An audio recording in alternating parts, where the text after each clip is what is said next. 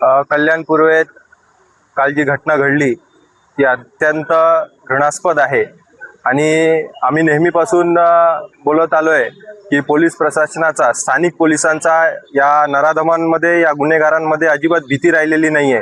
विशाळ गवळीचा प्रकरण असेल ते नुकताच 2 वर्षापूर्वी या ठिकाणी घडलेले आहे आणि त्याच्यानंतर सातत्याने कल्याण पूर्वेमध्ये या बालिकांविरोधात आणि महिलांविरोधात हे अत्याचारचे प्रकार सातत्याने वाढत आहेत। मला वाटतं या कोलशेवाडी पोलीस स्टेशनच्या हद्दीमध्ये महिला या ठिकाणी सुरक्षित नाही। पोलिसांचा आणि या प्रशासनाचा महिला सुरक्षाबद्दल कुठलीही या ठिकाणी ठोस भूमिका या ठिकाणी नाही आहे। पोलिसांची भीती नसल्यामुळे हे असे प्रकार या ठिकाणी घडत आहे।